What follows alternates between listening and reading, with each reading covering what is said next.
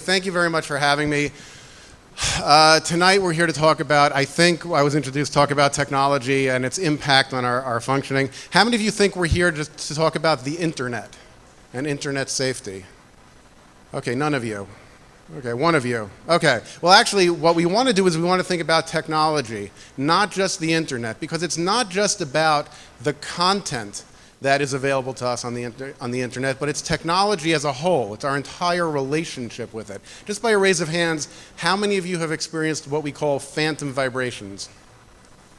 That's when your body is vibrating, but your cell phone is nowhere in sight. So it's just me and this gentleman over here, just the two of us. Come on, don't be shy, raise your hands.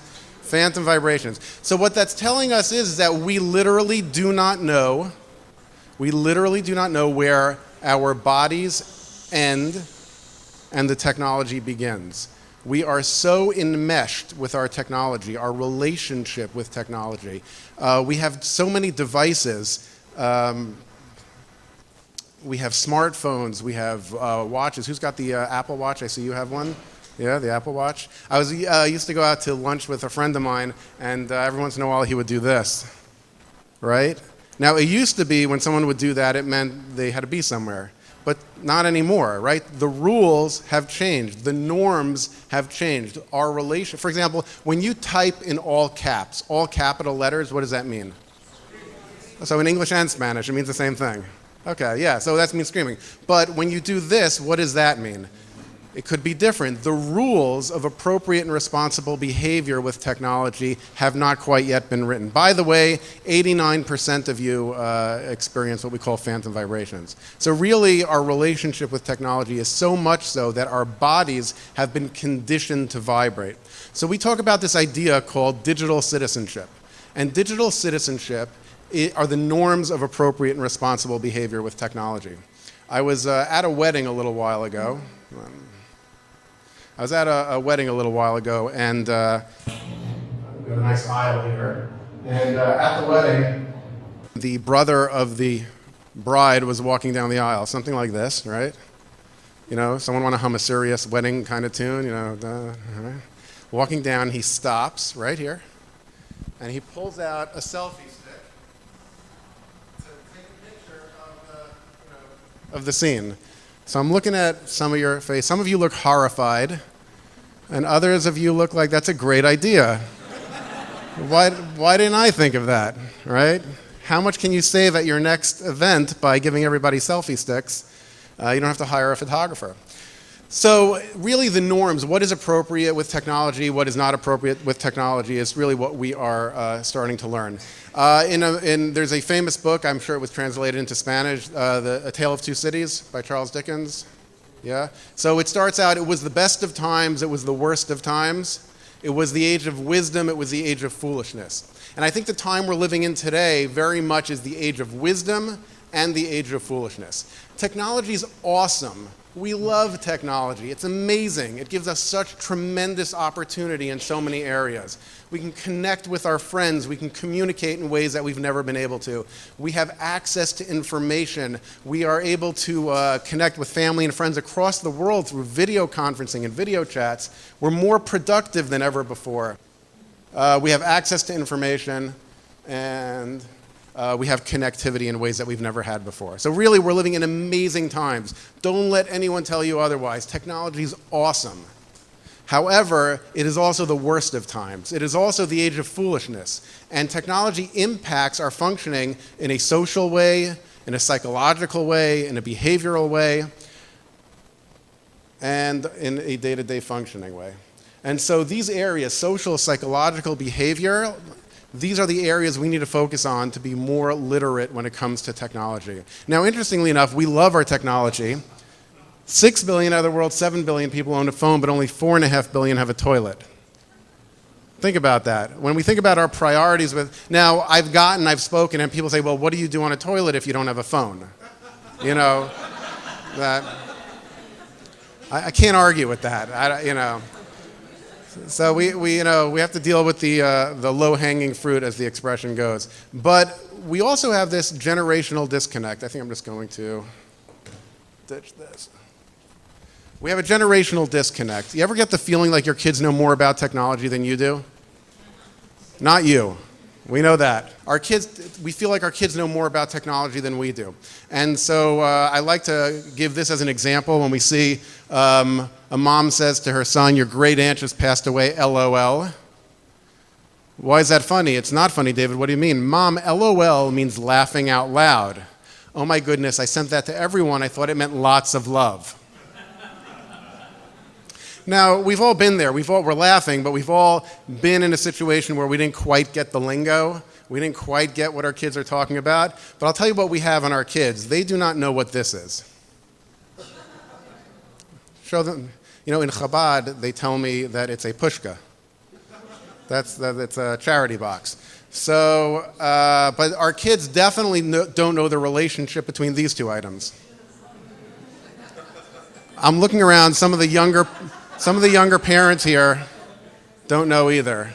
So if you see someone that looks a little older than you, you can just turn to them and they'll explain how these two things work. All right, so, thank you. A bunch of you actually filled out a survey. So I have some information on this community. 88% of kids between 6th grade and 12th grade in this community own a smartphone. 88%. And truthfully, that's only slightly above average. The data that I have is from the United States. I love data. I love statistics. You're nodding. You like data too? We should hang out sometime. No, but I love, some people say I spend too much time talking about data. Well, actually, 72% of people say I spend too much time talking about data. But the reality is that we want to have data-driven practice, and we want to know what's out there so we can better manage our technology. Facebook, people are using apps. We know kids today with the social media, those crazy kids with the social media, and we're with the social media. Really, it impacts our life in such a significant way. These are just some of the social media. You know the top 3 social media apps that kids use today? Instagram, Snapchat, and WhatsApp. Those are the top 3 that are used. Facebook is for old people like us.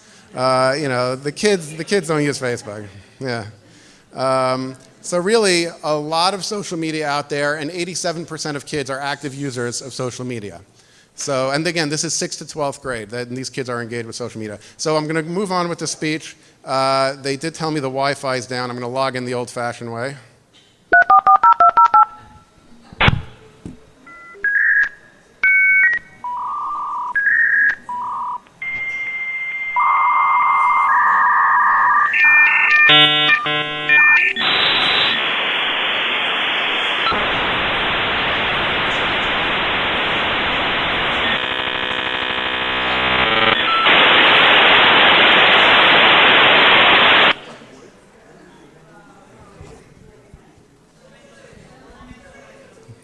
You've got mail. I don't know how do you say that in Spanish? I don't know. So really, we've come a long way when it comes to technology in a relatively short period of time. We did that already. Let's move on. Okay, so when we think about the impacted domains that we had mentioned before, the social, psychological, behavioral, and day-to-day, what I'd like to do with you this evening is to focus a little bit on each one of those and provide you with practical strategies that you can utilize, go back home into your own houses with. So first of all, behavioral. The behavioral domain is how we act and interact with our technology. We see dependence, we see distraction, impulsivity, disinhibition. Ronnie, can you translate that? You're doing well, okay. Dependence, distraction, impulsive. We know about dependence and distraction, right? Our kids, they're on their devices all the time. They're distracted.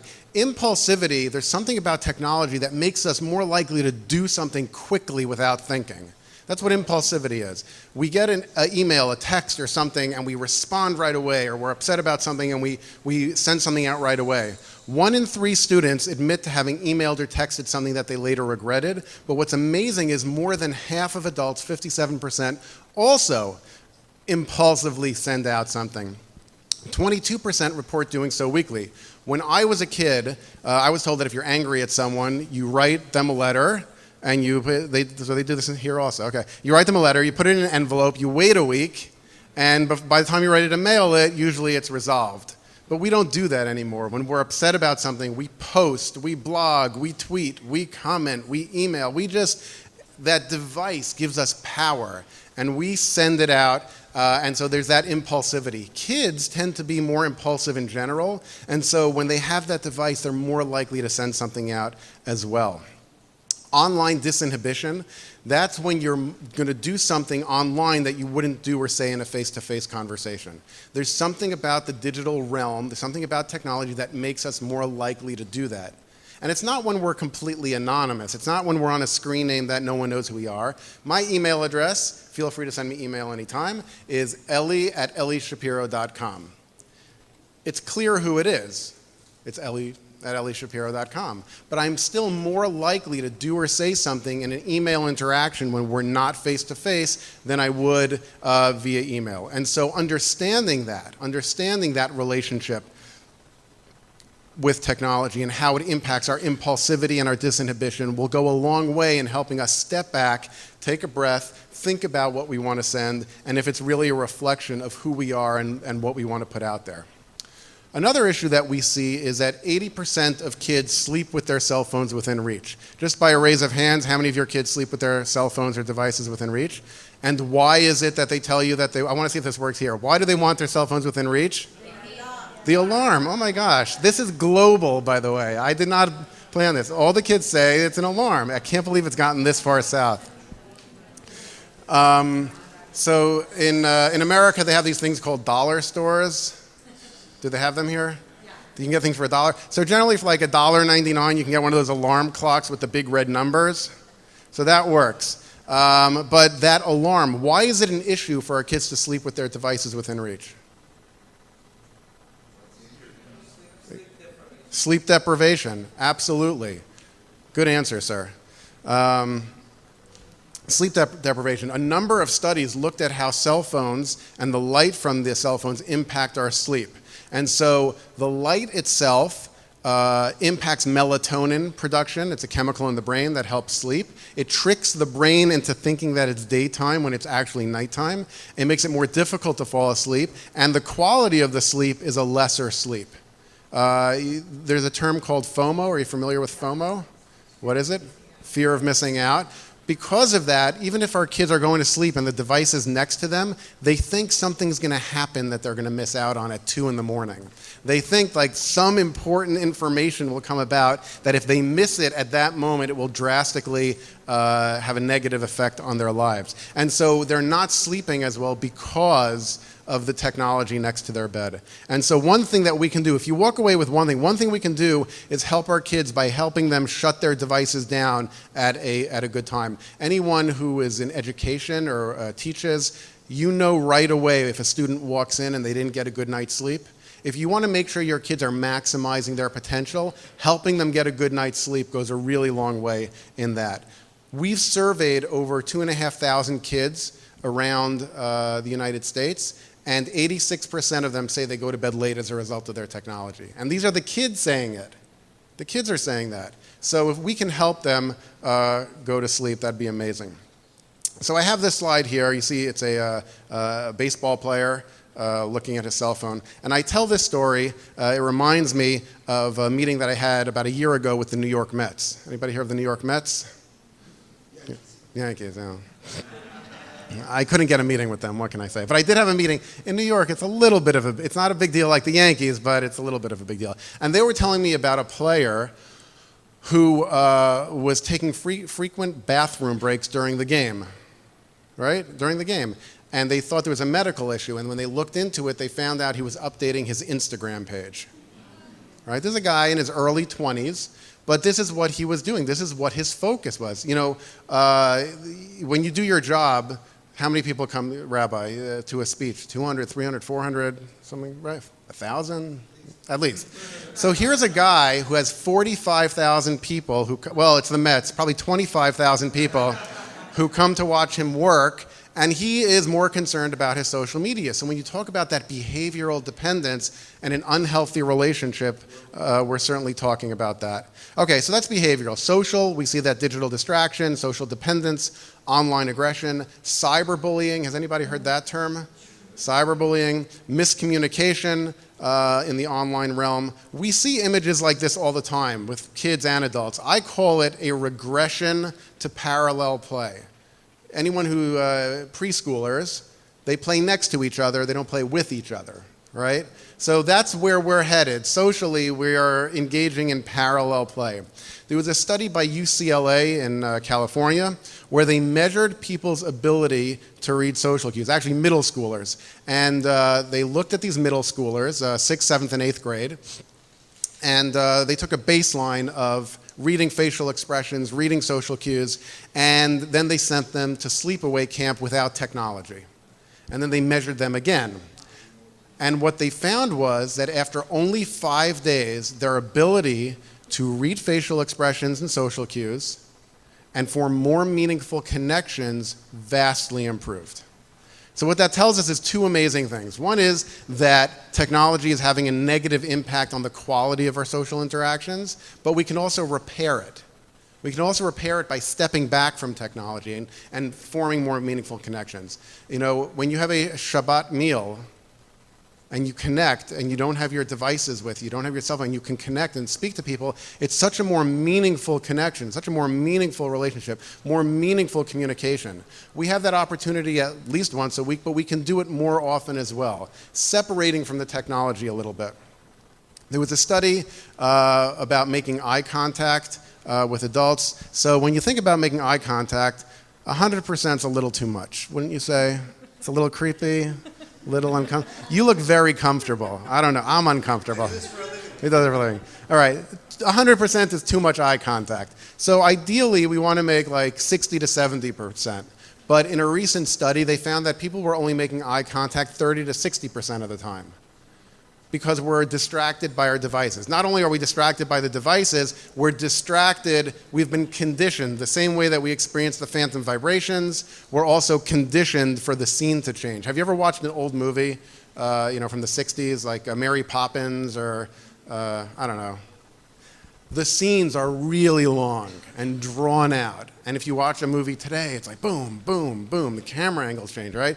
We've been conditioned for the scene to change. So having a conversation with someone more than 30 seconds sometimes is a little difficult, right? Because we've been conditioned. So making the eye contact, more meaningful connections. We have miscommunication. Did you ever send a text or an email and the person completely misunderstood what you were trying to say? Or vice versa, where you sent them, they sent you and you. So this miscommunication is such a part of digital technology. 80% of communication is what we call paraverbal. It's not the words. It's the intonation, it's the volume, it's the body language. I knew you were saying kind words about me. I didn't know what the words you were saying, but you seemed like, you're speaking nicely about me. And so it's about, you ever wash for bread, and before you say the blessing, and before you have the bread, you don't speak? But you have entire conversations by going, You have entire conversations without uttering a single word. So what we learn from that is it's not the words, it's the paraverbal piece, and we're missing that often in digital communication. Cyberbullying. Cyberbullying is when kids hurt other people. They say mean things. Adults do it sometimes also. And really, that's a combination of a number of things that we mentioned, including impulsivity, disinhibition, miscommunication. All these terms contribute to that sort of cruelty. When we're not face-to-face with someone, we're more likely to do things that we wouldn't do, that we would do online.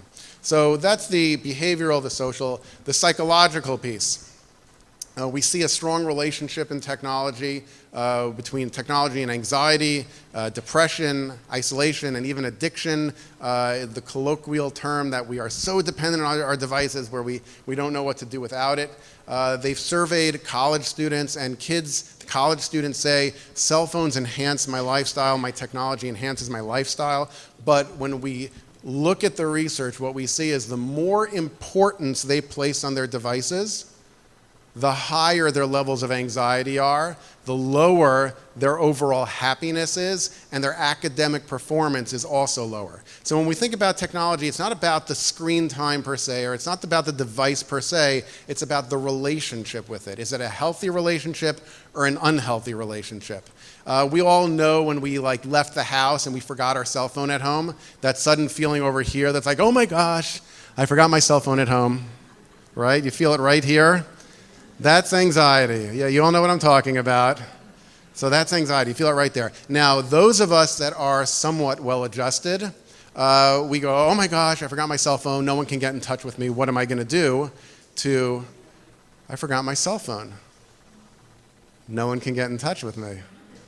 And then a peace, a calm comes over us, a tranquility that we haven't experienced in a long time, where we, that's the relationship, that's the anxiety that we experience. Just in case you forgot, I had a meeting with the Mets. We can move on now. Who knows what this is? Bam, I knew he would get it. It's an octothorpe. Only people who've been in computer programming for 30 years would know what that is. But today we use it as a hashtag. A hashtag is it's a fancy thing for filing things online, hashtags. So a lot of you may have favorite athletes, like favorite soccer stars, or some of you may have favorite rabbis, or favorite restaurants, I don't know. I have favorite psychologists.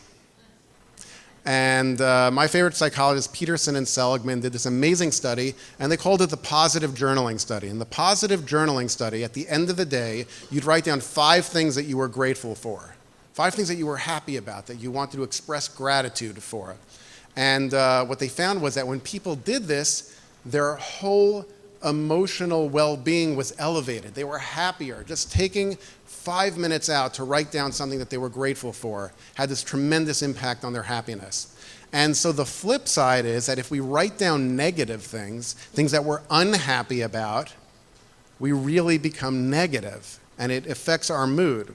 So are you more likely online or in social media, are you more likely to write down positive things or negative things? I'll give you an example. You're traveling to New York on Copa Airlines, and they get you there on time with your luggage, right?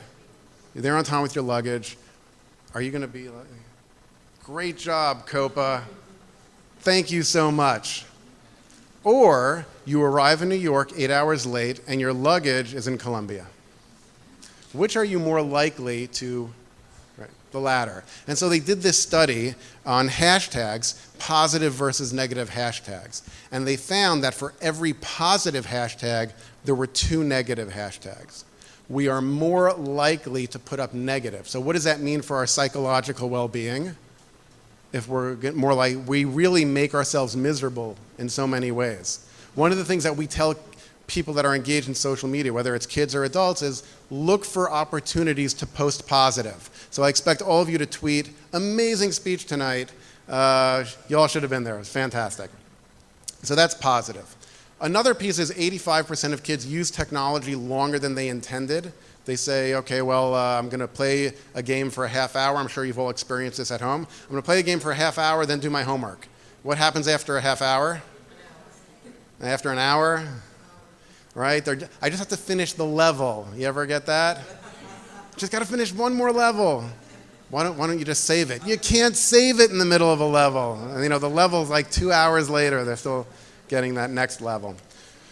Another thing we see, kids being emotionally disturbed by being exposed to graphic images, inappropriate websites, graphic violence. It has a negative impact on their emotional well-being. Once they see something, they can't unsee it, and we see that. 40% of kids report that they've looked up a website their parents would disapprove of. 43% of them say that they've accidentally ended up on a website their parents would disapprove of. And an amazing 57% of kids have seen an image or video clip that they found disturbing. So it's not just that they were seeing something that you would disapprove of, it impacted them emotionally and psychologically. Only 20% of parents say that their kids have seen these things. So we see a little bit of a disconnect between what parents are thinking are happening for their kids online and what is actually happening for kids online. Okay, so we talked about social, psychological, and behavioral. We'll talk about day-to-day for a little bit. We see both, in many ways, positive impact on schoolwork. Technology brings tremendous opportunities, like we said. No one should walk out of here that's saying that Shapiro guy is anti-technology. I love technology. But schoolwork can be negatively impacted. Exposure, like we just mentioned, to a wide variety of issues. Physical health is actually impacted. In America, kids are inhaling 30% less oxygen than they were 10 years ago. And I think there are two reasons for that. One is they're less active, they're not running around. And the other thing is, if you all just stretch out a little bit, stretch your arms, tilt your head back and take a nice deep breath. Right? Now try it like you're on your cell phone, like this. Try taking a deep breath, like this.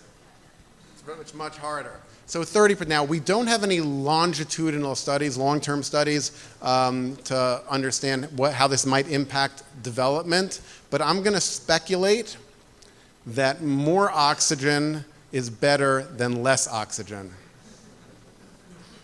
Maybe? You can join me. I'm going to go with the more oxygen better than less oxygen theory. And so we see the physical health and college and employment. How could college and employment be impacted by online activities? Well, so grades too, but we have something called a digital footprint. Ever hear that term, a digital footprint? That is your activity online and what other people say about you and what you post. That all goes into your digital footprint. It's the residue of your activities online. And so when you apply for colleges, maybe, I don't know here, but in the United States, and when you apply for jobs, people often do a background check, a social media background check, or your online presence. And if they see something that they don't like, they won't hire you.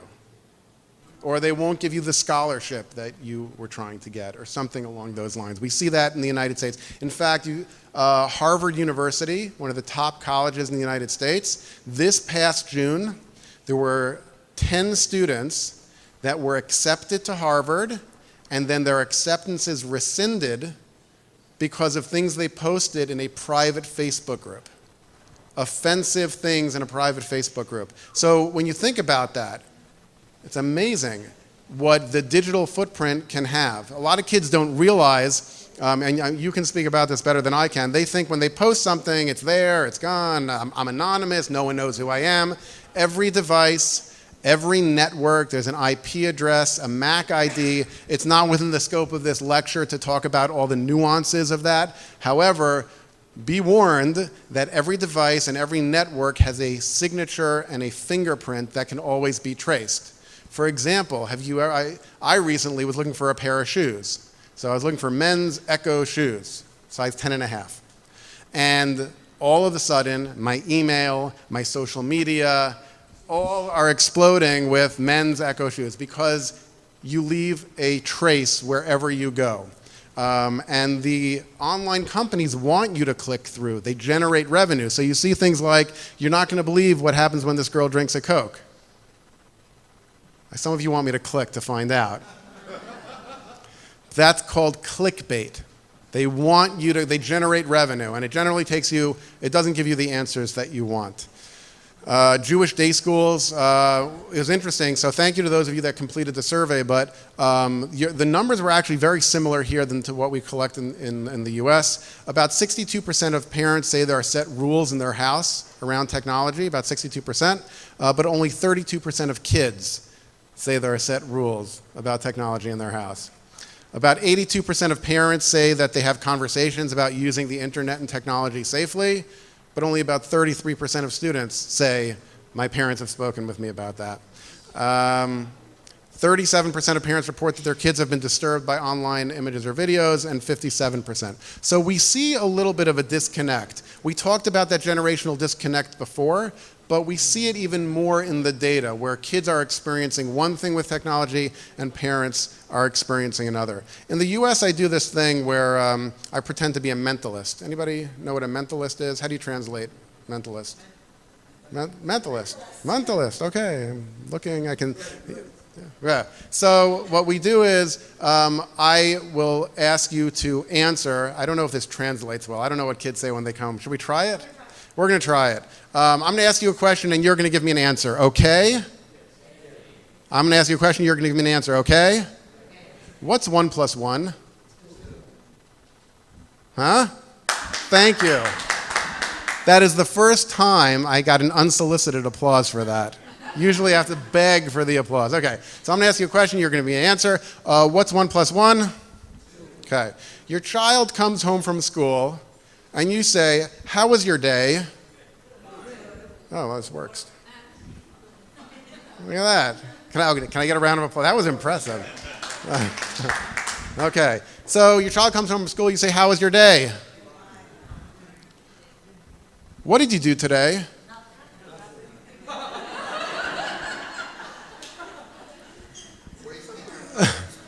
I'm really surprised at this word. I thought there'd be a language barrier, but apparently it is all the same. Kids are all the same. So why do we do this interaction, this disingenuous dance with our kids where they know what we're going to ask, we know what they're going to answer, and these are the kind of dialogues that we have. And so that's part of the issue. That's why we're seeing some of this disconnect. The question is, what can we do about it? So we've talked about technology, its impact on social, psychological, behavioral, day-to-day. We talked about some of the discrepancies that we see between parents and kids. The real question is, what can we do about it? I think I'm out of time, so thank you very much. It's been great being here. No, I wouldn't do that to you. So the first thing that we have to recognize is that there's no magic pill.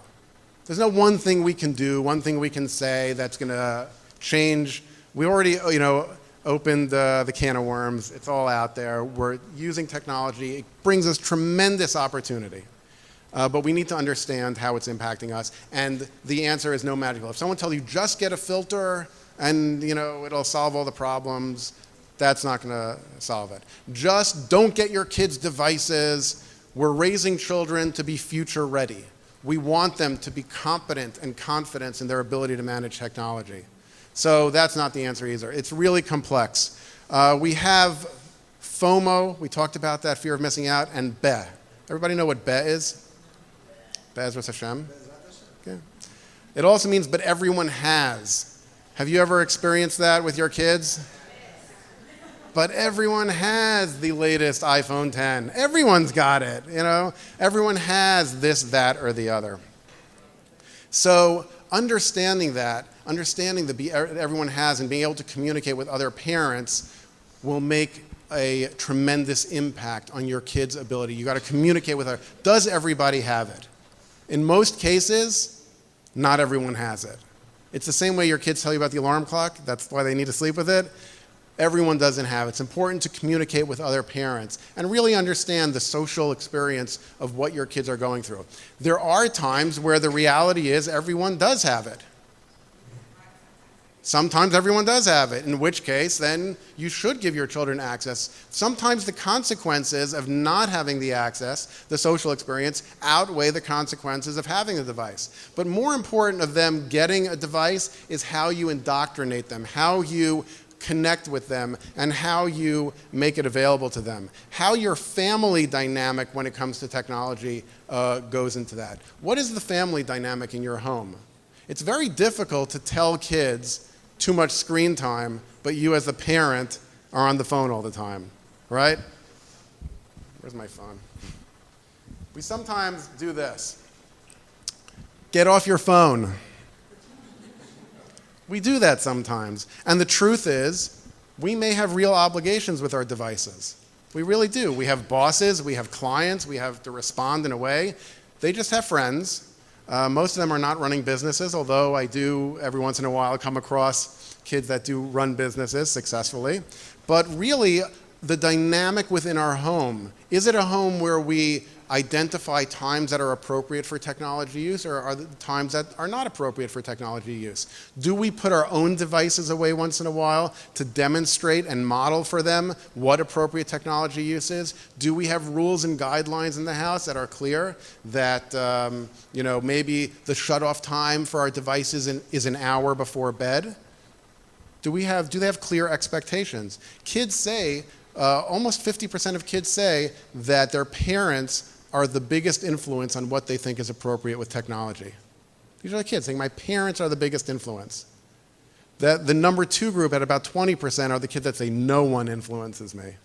Those are the really cool kids, No one influences me. But we see such an important relationship. The kids who say that their parents are the number 1 influence, those are the kids whose parents have spoken with them about safe and responsible ways of using technology. So we have to communicate with our kids, and the communication has to be much more than how was your day? Fine. What did you do today? Nothing. It has to be a meaningful conversation, because if the extent of your conversation with your kids are I'm fine, nothing, then it's very difficult to have conversations about responsible technology use or substance abuse or responsible decision making. We're talking about technology tonight, but we're talking about all the issues that kids are facing today.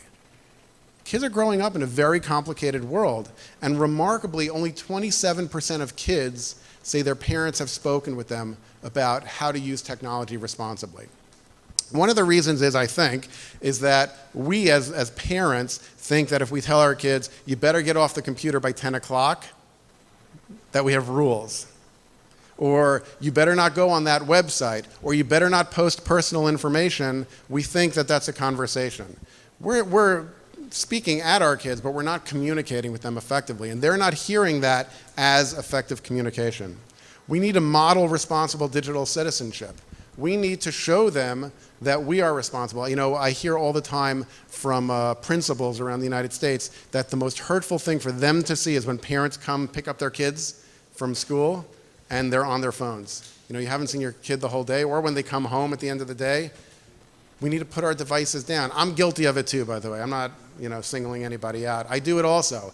And I have to make a conscious decision and effort to separate from my technology, put it aside and say, okay, I got to focus now. And by doing this, we're modeling appropriate digital responsibility. We're teaching our kids there's a time for family and to put the devices away and put them down. Kids who say that their parents have spoken with them about responsible ways of using technology, those are the kids that also that are influenced by their parents. Those are the kids that say their homework and schoolwork has improved as a result of technology, and they're the ones who also say they spend more time connecting with family and friends. All these positive correlations between their technology use and their behaviors when the parents are engaged with them. The kids that say no one influences me, they're the ones that say that their parents haven't spoken with them about technology. They're more likely to conceal their internet activities. They're more likely to have online friends that they've never met. They're more likely to not complete their homework. They're more likely to have skipped meals as a result of their technology use, and they're more likely to have received images that their parents would disapprove of. So we see all this positive correlation when parents are engaged in communicating. Remember, it's not a magic pill. We got to be engaged, communicate with our kids about technology. And we see all these negative correlations when the parents are not engaged. There's some things we need to know as parents, and for some of us it's easier than others. We need to know the devices that we're giving them. We need to know the software that they're accessing, and we need to know their relationship with the devices. Every one of your kids are going to be different. Some of them are going to be much more dependent on their devices and maybe have a less healthy relationship, and others are going to be more less dependent on it and have a healthier relationship. Being aware of your children's relationship and engaging them appropriately with their technology is how we have to approach it. But knowing the devices is also important. We handed out just a basic, I happen to like iOS Apple products, and I don't talk about it just because I'm a shareholder. It's not the only reason that I promote it. It's because I really think it's one of the best products with native built into the system to help you manage your children's technology. If you give your child a device, knowing the device, are you all aware that within the iPhone or iOS or iPad, there are restrictions that you can put in place? Very simply, I often get the question of what's the best filter to get, but very simply, if you go to your iPhone device and you go to settings, general, and restrictions, within that, in and of itself, you can control just about everything on the device. So that's a wonderful way of managing your children's technology. Only 13% of parents, and this is here by the way, only 13% of parents that completed our surveys reported that all their children's devices have parental control settings or filters built into it. Now, I'm not this, filter or die attitude. You have to have filters. It's not the end all and be all, but you have to have them because it's like wearing a seatbelt in a car. It's like wearing a seatbelt in a car. You wear a seatbelt, but it doesn't teach you to drive responsibly, right? We have to teach people how to drive responsibly and wear a seatbelt. And so that's part of the parental engagement that we see when it comes to technology. We talked about the 3 most popular social media apps, right? We have Snapchat, we have WhatsApp, and we have Instagram. These are what kids are using today. But not all social media platforms are the same. For example, I'm sure you know, every social media platform, when you go to the App Store, is rated for age appropriateness. Every single one. Before you download, you'll come to a screen, something like this. Okay? Now, WhatsApp is rated 4 years old plus. Apparently, they think that's 4 years old is when you should start using WhatsApp, but that's when they... Now, Snapchat, Instagram as well, is rated 12 years old plus. Now, the question is, why is it rated 12 years old plus? You can then look over here and it says alcohol, tobacco, drug use, profanity, crude humor, mature suggestive themes, sexual content, and nudity. That is what they feel is appropriate for 12 years old plus. Now, I'm in no way, shape, or form here to tell you what should or should not be appropriate for your children, but you need to know what you're giving them access to. Okay? If you're comfortable with that, that's fine. But just be aware, in most cases, what I find is that parents are unaware of what they are giving their children access to. Another technique that we can use in our bag of tricks for digital technology is a program called Hour Pack. Now, you'll see these 2 lovely young ladies up here. These are my 2 kids with devices. And on their devices, we have what we call Hour Pack. Hour Pack is a device management software that actually sets schedules on the devices. So from 11 p.m. to 6 a.m., their iPhones become what we call dumb phones. All of their apps disappear, all of their programs disappear. Now, I know, what about the alarm clock that they've been telling you about, right? So if you look over here by clock, you see there's a green check. It means the green check is not subject to the schedule that we had set for them. So bedtime, they still have their alarm clock. When they go to school, 8:30 a.m. to 4:15 p.m., their smartphone turns into a dumb phone yet again. I want them focused on their schoolwork. And so this is the relationship, this is the dynamic, the engagement, and we are always having conversations about technology. My daughter was the same way. I got the whole but everyone has speech. But everyone has an iPhone. I was hearing this when she was in 4th grade, but everyone has. And then so it came to a point where the truth is everyone did have. And so I said, okay, here's the deal. I'm willing to consider getting you an iPhone, but first you have to sit through my lecture. So I sat her down, I set up the projector on my computer, and I put my jacket and tie on, and I basically went through this whole thing, social, psychological, behavioral, day-to-day, gave her all my concerns. And I said to her, if you want an iPhone, you have to develop a contract that will address all my concerns. And when she was done rolling her eyes, she said, okay, and she came up with a first draft of a contract. And we'll go through that in a minute.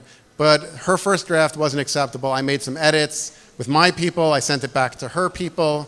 Her people were her friends who were completely sympathetic to her that I was her father.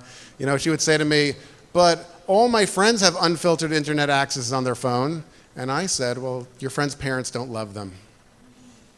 And when my daughter got her phone, she was 12 when she started asking. I think she got the iPhone at 14, which in our community was actually pretty late. Most of her friends had at that point. So we went back and forth on this. The average age, by the way, that kids get smartphones is around 12 years old.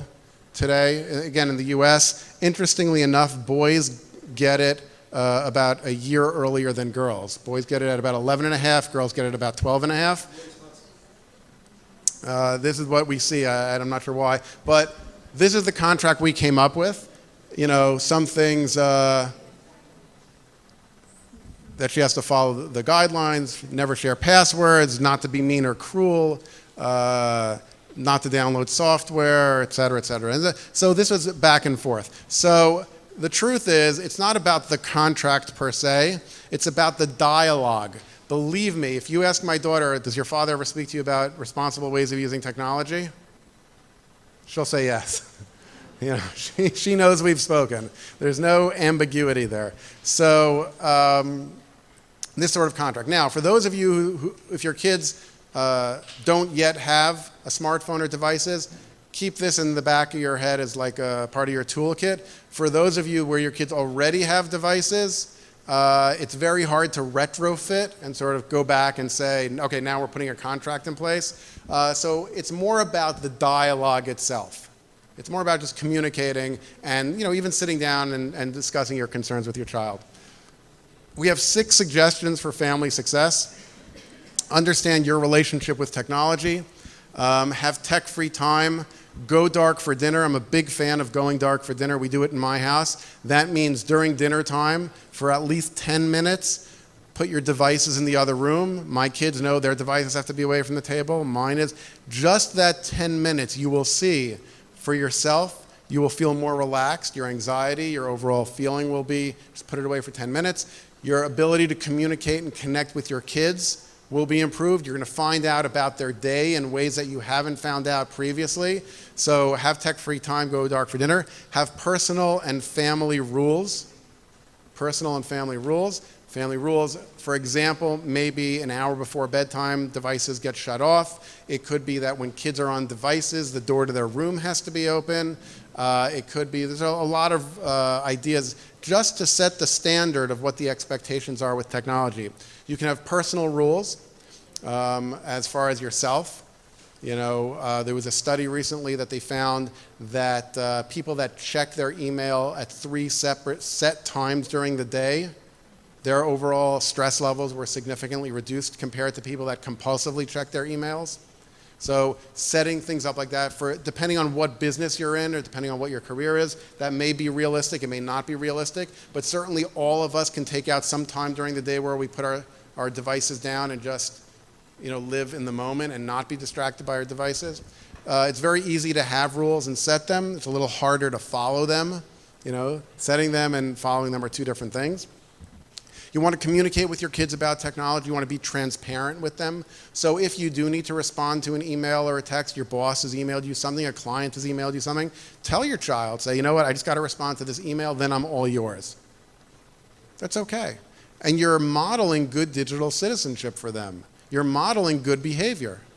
Show them that it's okay. There are times that are appropriate to be engaged with technology, and there's also times that we separate. And so we want to model that responsible digital citizenship. We want to disconnect to connect. It's not just, you know, a cute catchphrase. We really connect much better with one another when we are not on our devices, when we're not distracted. And really, we need to improve the dialogue with our children. It's so important. The communication is everything. I'm often surprised at what I get away with my kids when it comes to technology, and I genuinely believe that they follow the rules and they follow the guidelines because we have a great relationship. Focusing on the relationship is critical. The rules, they'll come, they'll go, but like the relationship is everything. And so within the context of a relationship, kids are much more likely to follow the rules, follow the guidelines. And people always ask me, do you think your kid really follows all the rules in the contract? And I answer them, of course not. They're teenagers. Teenagers are designed to break rules and to push and test limits, but at least they know what the rules are. They know what the expectations are. They know what the parental expectations are. And of course they're going to break the rules, and that's okay, and we deal with it as they break rules. But even more tragic is when they don't know what the parental expectations are. And for most kids, they're not sure what they are. And so we need to communicate effectively. I like to show this video at the end about a school that did an initiative with going dark for dinner. And I'm going to share this with you now. Listen up, Yavana boys and girls. We are challenging you to go dark for dinner this week. That means from this Thanksgiving Thursday through the following Thursday, we want to see if you can get off the grid during dinner. No iPods, iPads, iPhones, smartwatches, TV, or even a calculator. No talking to Siri, Google, or Alexa. We mean 100% digital free during dinner. What will you do during that time, you ask? It's a great opportunity to get to know the other people living in your home. That boy who sleeps in the room next to you, who your parents call your brother, this is a great opportunity to find out his name, how his day went, or share a story with him about your life. Try an actual smiley face instead of relying on emojis. This challenge is for parents as well. We promise your emails and text messages will still be there after dinner. Your Facebook timeline will survive without a picture of your salad. For y'all in the 5th or 8th grade that can complete this challenge for the week, there is a reward waiting for you. Just bring the filled out log provided to you in class, and we'll show you it was worth it.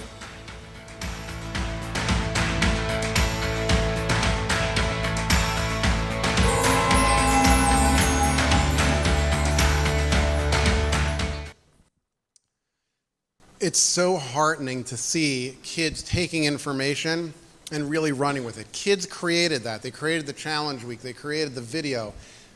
We really have the opportunity to teach our kids responsible use of technology. Education is one of the most powerful tools we have. It's what's amazing, kids learning to drive today are much less likely to text and drive than we are. They're being taught from day one, we don't text and drive. We're sort of learning that later. So they are less likely to do it than we are. So the education is important, communicating with our kids is important, setting family values and guidelines and expectations with technology is important, and if we move forward in this manner, we can help our kids grow to be the adults we'd like them to be and help them maximize what technology has to offer by avoiding the inherent challenges with technology. Thank you so much for having me. Questions? I'm happy to take questions from the floor if they're in English. Or not. Yes. My kids go to a school that is focusing on the digitalizing homework, and they send everything on Google Classroom. And kids mostly spend the last time of the day to do their homework. So 10 o'clock at night, shut your computer off, go to bed. No, I'm doing my homework with either the phone or the computer. How do you manage, or how do you make them be 1 hour before bed without being in front of us? Okay, it's a great question. The question is, as we move more and more to a digital world, and as education is really becoming more digital as well, how do we help them manage their habits with technology? So the first thing is, we've collected data from, as I said, kids across the United States, and what we have found is that kids spend 50 to 100% more time for non-school related activities than school-related activities. So the first premise that they're very busy with schoolwork, they're definitely more busy with non-school work. So that's the first idea. The second thing is we need to help teach them responsible use of technology. Time management with technology is critical. If we can't help them when they're younger better manage their time with technology, they're going to have a really hard time when they get into the workforce and they have a task to complete that requires them to plan ahead and utilize time management skills. Time management skills when it comes to technology is the same thing. We need to teach them, start with your homework, then you can play, etc. Or your homework needs to be done by a certain time. Now, by the way, having the rule and deviating from it is okay. If you say homework generally needs to be done by 10 o'clock, and sometimes it happens that they're working hard and there's a lot to do and they don't get it done. And so you can extend that. But the idea is they need to understand that they need to take some responsibility and better manage their time. Helping them do that is the job of our parents, and hopefully our schools can also help them manage that as well. But I don't mean to minimize the challenge of it, but Rabbi Lane mentioned to me earlier today that technology is the issue of the day. It really is. There's a great article I read once by a woman named Allison Slater-Tate, and she said that our kids are the first generation growing up in this technology world. But we're the first generation of parents raising them. And so the challenge is immense on us as well. And so the questions are better than the answers, but our goal really is to help them develop healthy technology engagement skills. And so spending time with them and mapping it out, it's not that much different than when kids used to just play outside for hours on end and then save their homework for the last 5 minutes. You know, it's, okay, it's bedtime. Oh, I have a test tomorrow that I have to study for. I have a project that's due tomorrow that I was given like a month ago, you know? So it's not that different, but we need to help them develop, you know, regulated and healthier time use with their technology. Yeah? I also think that parenting is much more difficult in the sense that kids used to go out and play with neighbors outside or play board games and stuff like that, and parents could not have to be on top of the kids all the time when they're at home. I personally find that I have a son that's 9 years old, and when I go out and I'm out of the house, I'm actually afraid because I know that I'm not there, and they're not interested in playing with neighbors anymore. They're not interested in doing healthy things. So it's become really very, very hard. And you really have to have things mapped out for them to do. Because if you don't have that, then they're just going to get lost in time with all these technological things. 100%. Parenting has become exhausting today. I was just speaking with someone earlier who said that his youngest was 12 and it was tiring. So I said, you should be very grateful that your youngest isn't, 2, because it's really become so difficult and exhausting and challenging. You're right. Things need to be planned out, mapped out in ways that we might not have had to in the past. And it really is, as we said, the challenge of the day. 100%. Yeah?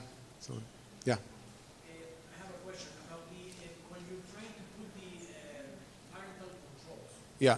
Sometimes you put parental controls and then you block Google, for example. And sometimes they need to sign up for their homework, something with Wikipedia or something like that. Sometimes it's blocked everything. So is there any way that we can control that parental control filter? So the question is, are there ways of controlling the filter? So within the iPhone itself, there are 3 levels on the iPhone. One is what we call a whitelist. A whitelist is, it doesn't block anything, it only allows pre-approved websites. So that's option 1, okay? That means every time your child wants a website, they have to come to you and say, I want access to this website, and you can then approve it. When my daughter got her first iPhone, that's what she had. She had a whitelist. Then she graduated to the next level, which was a restricted web browser, which just blocked adult content. So that's the third. The third level is the first level is no browser whatsoever. The next level is a whitelist, and the third level is restricting adult websites. So that's that makeup. There's a company called NetSpark, who I just became familiar with. NetSpark has a filter that functions on technology based on artificial intelligence, where it serves as the assessor of what is appropriate content and isn't. So it's coming in and out. I'm not familiar with the technology as of yet. I've just started meeting with them, but it might be something you want to look into. As far as NetSpark. By language, so you got to be careful. Yeah. Right now it's only really English. Okay. Are you? If you go to other languages, the system is not picking up what it has to do and what it has. Okay. So it's an evolving technology, but within the iPhone you have those 3 levels, either no browser or, now the other piece with the iPhone, I don't want to get too technical, but just to answer the piece, if you want your child to have access to Wikipedia, let's just say, you can download the Wikipedia app. So if you want them to have specific access, there are a lot of times there are apps that you can get, or Google has an app itself, etc. Yeah, you're next. Is there, with your experience and your data analysis and everything, is there like a maximum time that kids should spend on electronic devices? Let's say not like weekly or daily. I mean, it depends on every kid, but is there any like So they used to have that. They used to have this, the American Child whatever association said kids under 3 should never have screen time, and then kids like 3 to 6, no more than 10 minutes. It really, I have a hard time putting a number on it, and the reason is because some kids have a healthy relationship. I was speaking to someone who has a 16-year-old that does Excel spreadsheets. I don't know why they do it, but they have some business that this kid spends a lot of time in front of a computer, but it's extremely productive, and his social life is still healthy. We have to look at the whole picture. Is this child, reclusive and they're not engaging other people? Are they overall happy? Are they well adjusted? Are they doing well academically? It would be hard to say that child should have the same screen time as someone who is not doing well in those other areas. We have to look at our child's full experience, and it's not about screen time per se. Of course, we need to make sure that kids are getting out and engaging in other healthy activities, but we have to look at the entire experience of a child, not just the screen time. Yeah. I'm really surprised about kids now. They don't just want to play a game. They want to be YouTubers. They want to be in the game, inside. Yeah. So you talk about data. You have data about how many kids in school they are bloggers or YouTubers. Yeah. Or they're in the screen. They have to show off their life. It's a great point. I think Hildy and I were talking about that earlier. There is a exhibitionist type of need of putting your life out there for all to see. In fact, to the point of you're not necessarily experiencing what you're experiencing because you're so focused on, will I get the right picture? Will I get the right vine or clip that I can put out there for everybody to see? So you are correct, it is an issue, but it goes along with everything else. Is the person as a whole well adjusted? There's nothing wrong with sharing pictures and videos, etc. The question is it consuming you? And if it is an unhealthy relationship, we need to be a little more aware of that with our kids and help them to understand that. What's the underlying reason why there's a need to put all that out there? Not every kid is like that. Not every kid feels a need to do that. I don't know the percentages. It's a very good question. We haven't looked at that piece of it. But what we have seen, there was a study by a woman named Emily Weinstein, Dr. Emily Weinstein out of Harvard University, and she looked at social media trends. And social media, rightfully so, gets a bad rap in some ways, but she looked at people's relationship with social media and how it made them feel. Did it make them happy? Did it make them sad? Did it make them feel lonely? Did it make them feel depressed? Did it make them feel, right? And what she found was that the answer was yes. It made people happy, it made people miserable, it made people sad, it made people engaged, it made people connected. And so social media has the opportunity for all of that. And it's an ongoing assessment, is my relationship with social media healthy or is it not? Every once in a while you hear about celebrities that go on a social media break. They just shut down for whatever it is, a week, 2 weeks, 30 days. And it's sort of a cleansing process to separate from our technology. Social media, especially as it doesn't relate to business or productivity or things like that, sometimes we need to take a step back and be reflective, and that's the process. Is technology enhancing our lives, or is it an intrusion in our lives? And that's a question we always need to be asking ourselves. And at different points in our lives, it may serve different functions. Sometimes it may be enhancing, sometimes it may be an intrusion, and we have to be aware. One of the things that I want parents and kids to be aware is to be thoughtful and deliberative with your technology use. Thoughtful and deliberative. Yeah. Well, being that tomorrow you're going to the schools and you're going to be talking to them, and today, as you said before, everything is big data. Do you have any information regarding schools that would limit the use of phone during class hours? Because it happens, for example, in the yeshiva, here in the yeshiva, the kids are not allowed to have phones. They have a wooden box. They come in the morning, phones go in the wooden box, and it gets locked till the end of the day. The rabbi puts a filter. He knows the password, and nobody can go past that filter. So for parents, it would be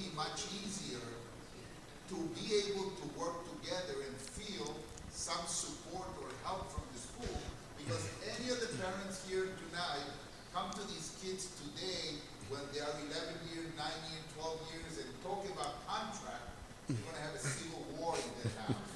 So it's very difficult to tell a kid or a girl who is 12, 15, 16 that now there are new rules on this phone that I gave you, and I have been happy all the time when you are just in your phone and you don't bother me, or you're involved with your life and I get to do what I want.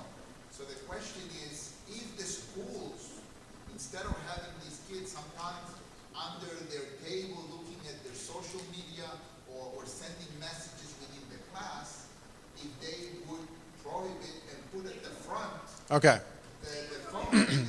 Okay, so you have touched on many points in that statement. I'm trying to think which ones I want to address first. We have time to shop this tomorrow. Higia Hazman. So where do I want to begin first? Okay, first of all, my daughter attends such a school where the phones are supposed to be put into, they have like, you know, those shoe box, those shoe hangers, they put in there. So now kids are really smart. They'll put a phone in there and keep their regular phone with them. So that's the first thing. They'll put their parents' old phone, dumb phone, right? So that's the first thing. The second thing is, of course, I believe my philosophy is, and the Digital Citizenship Project that we developed with Mrs. Feldman is a three-prong approach, ideally. It's the parents, it's the students, and it's school faculty. By addressing those three, you have the chance at really creating a cultural shift. The parents play a critical role in it, but it's not the only environment that our kids live in.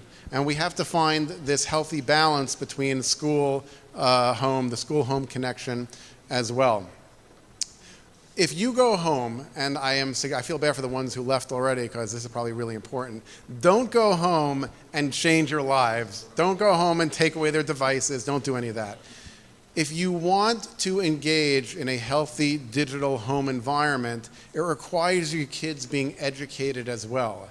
You now spent an hour or so with me, and we learned a little bit about how technology is impacting and some strategies on how to address it. But then your kids need to hear the same thing. They need to understand and be able to self-reflect on how technology is impacting them. They know the anxiety they feel. They know the FOMO that they're experiencing. The best gift you can give your kids is by having their entire grade agree to, let's say, a 10 p.m. social media shutoff. I mean, think about that. If your entire 7th grade or 8th grade or whatever it is agrees to a 10 p.m., then they don't feel like they're missing out on anything because they know we all agree and this is how it's going to be. And so it really, to your point, it's a collective effort. It's not one piece. So yeah, the social milieu in school, that experience, the cell phones under the desk. As a general, I don't know the schools here. I don't know what their policies are, but when schools do ask me, I have a very strong opinion on utilizing personal technology in the classroom. If schools want to go in a direction of education technology, it should be school provided and managed devices. Otherwise, you have kids flipping back and forth on their devices between personal social media and schoolwork. I was actually in a school recently observing a new trend is called distance learning, utilizing teachers in other locations to provide content. And the kids are not really paying attention to the content that's being brought into them, but they're back and forth with other social media, et cetera. So it really requires dialogue, communication, and collaboration between home, school, and community. Yeah. I have one question. There's children that love soccer, that love sports. Do we have to take the children that love sports and give them technology, and the ones that love give them sports? It's a philosophical question or a practical question? No, I think that we should support our children's interests wherever they are, as long as they're healthy. If you have children that are who love extreme sports that are dangerous, right, that put themselves at risk, then we wouldn't be supportive of that endeavor. If we have kids engaging in unhealthy technology behaviors, you know, it's interesting.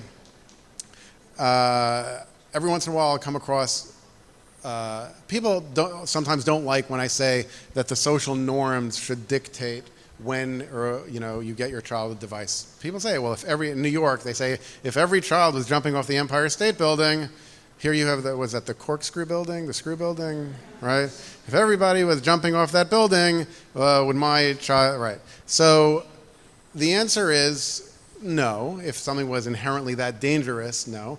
But there often are consequences by not being involved. However, those consequences, a lot have to do with the personality of the child itself. Some kids, they are the only ones that don't have a smartphone in their class, and it doesn't bother them. And they're comfortable, and they're happy, and they feel socially engaged, and they feel connected.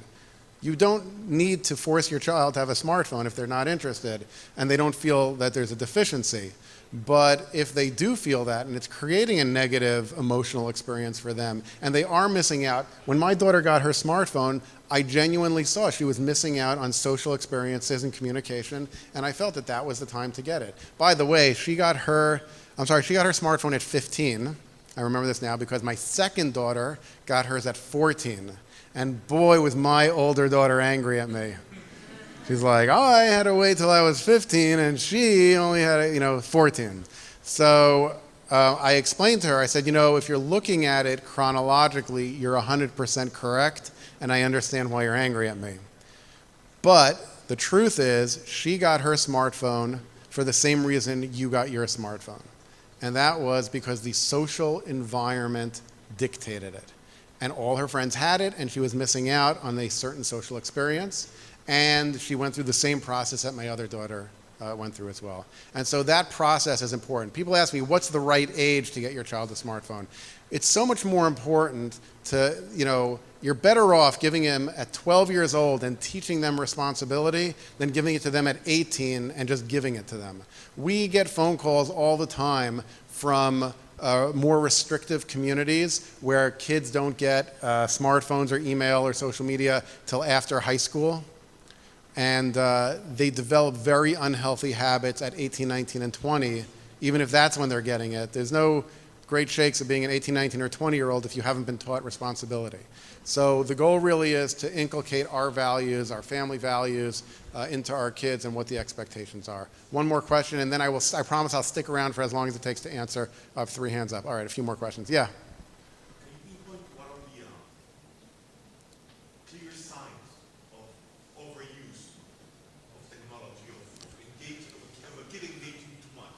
What you have to see, what's happening? I think one of the articles has it written in it.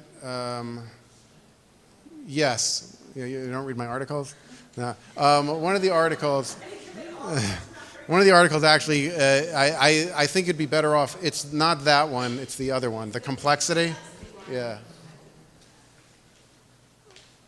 It's not that I can't answer the question. I pulled a great, I think it was in this one.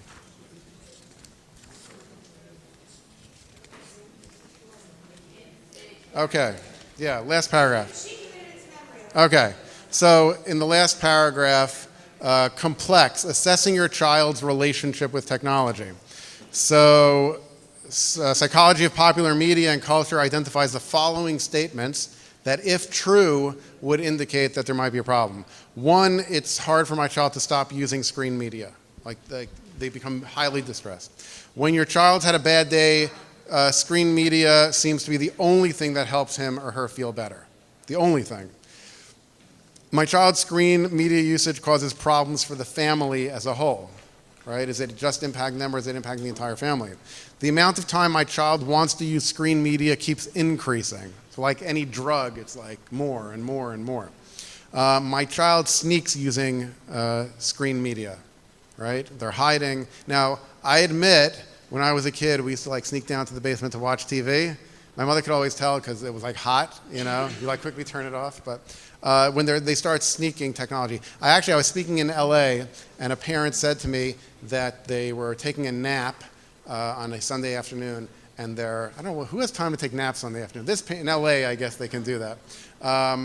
And their 3-year-old came to the room, picked up the parent's iPhone, took the parent's finger and put it on the phone, right, to open it up. 3 years old. So he wasn't sure whether to be mad or proud, but those are some examples of the dependence, if it's really impacting. I had a school call me up a while back where the school had an 8th grade trip to Israel. That was their 8th grade trip, which is like amazing. But one student refused to come because they weren't allowed to bring their device with them. The rule was no devices. So they weren't going on their 8th grade trip to Israel. That indicates that there's a problem. But generally, it's not just around the technology. A lot of times there are underlying issues as well. Anything else? Yes?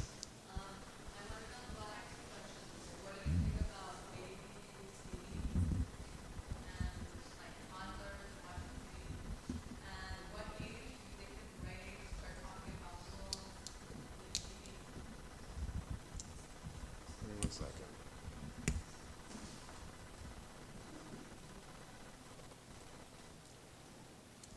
The recommendation for babies is, and toddlers is no TV. I mean, that's generally the recommendation. You want to have interaction, things that they're interacting with that helps develop the neuro connections when it comes, and television tends not to have that, particularly at a young age. What was the second part of the question?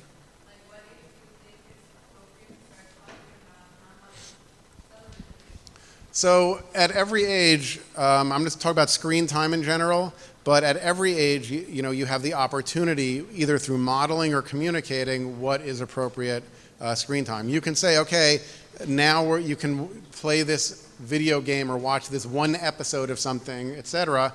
You're setting limits. It's important to demonstrate that there are limits to activities, that it's not unlimited.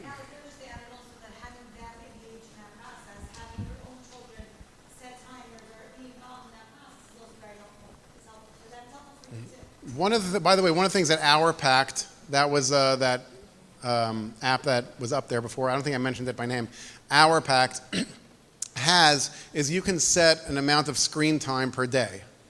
So on their cell phones. So they can get 2 hours or 1 hour, whatever to screen time. They can choose to go 2 hours straight through, or they can choose to do a half hour here, an hour there, 15 minutes there. And that also helps them, back to the question that came from over there, as far as regulating their own habits with technology as well. So that also helps. Okay, thank you very much. Thank you for having me.